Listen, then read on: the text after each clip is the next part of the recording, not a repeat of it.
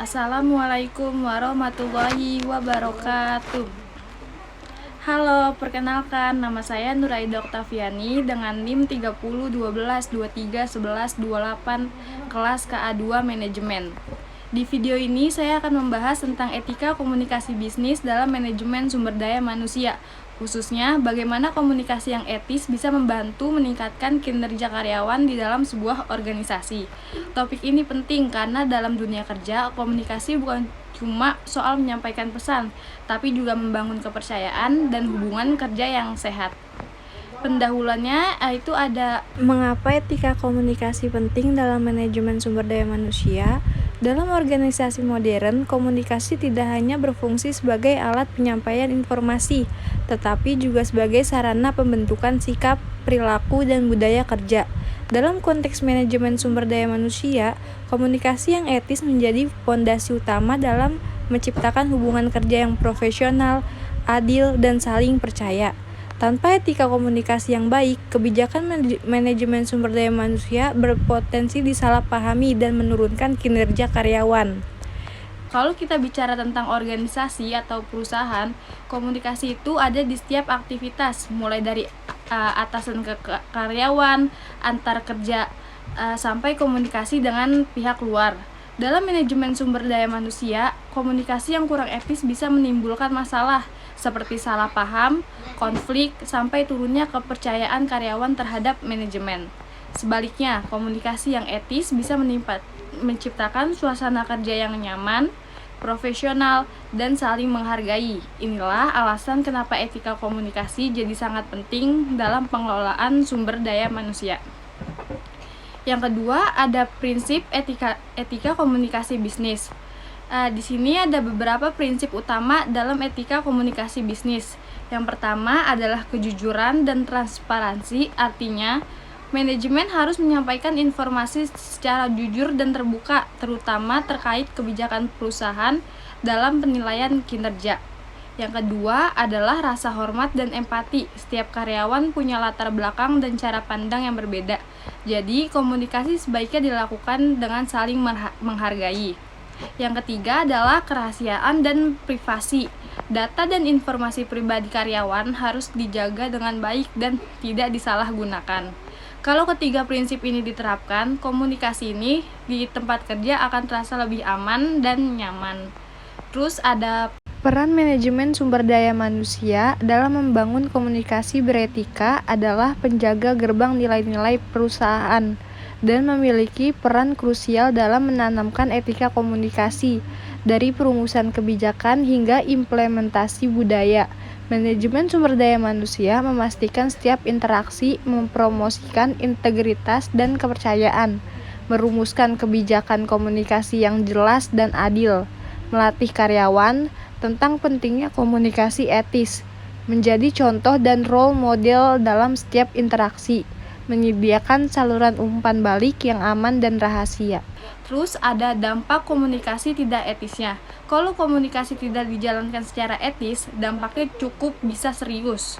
Karyawan bisa kehilangan kepercayaan terhadap manajemen, konflik antar individu bisa muncul, dan motivasi kerja pun menurun.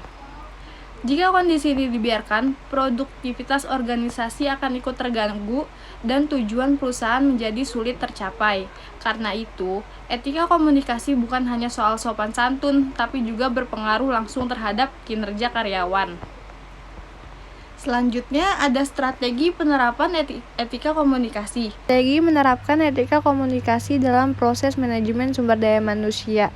Yang pertama ada rekrutmen dan orientasi, menyampaikan informasi pekerjaan yang jujur dan transparan, mengenalkan kode etik perusahaan sejak awal. Yang kedua ada pelatihan dan pengembangan, mengadakan workshop tentang komunikasi efektif, mendengarkan aktif, dan resolusi konflik beretika. Yang ketiga ada penilaian kinerja, memberikan umpan balik yang konstruktif, adil, dan objektif, menghindari bias pribadi. Yang keempat ada pengelolaan konflik, penyediaan mekanisme yang adil dan rahasia untuk menyelesaikan perselisihan komunikasi. Etika komunikasi bisa diterapkan di berbagai proses manajemen sumber daya manusia. Misalnya, dalam rekrutmen dan orientasi, perusahaan perlu menyampaikan informasi pekerjaan secara jujur sejak awal. Dalam pelatihan dan pengembangan, karyawan bisa dibekali kemampuan komunikasi efektif dan cara menyelesaikan konfliknya dengan baik.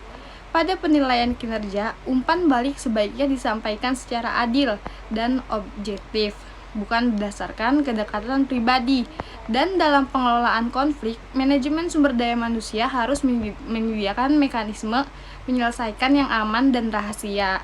Berikut ada studi kasusnya, yaitu sebagai contoh ada sebuah perusahaan fiktif bernama Teknologi Inovasi bersama perusahaan ini menerapkan kebijakan open door policy di mana karyawan bebas menyampaikan ide dan keluhan pada manajemennya.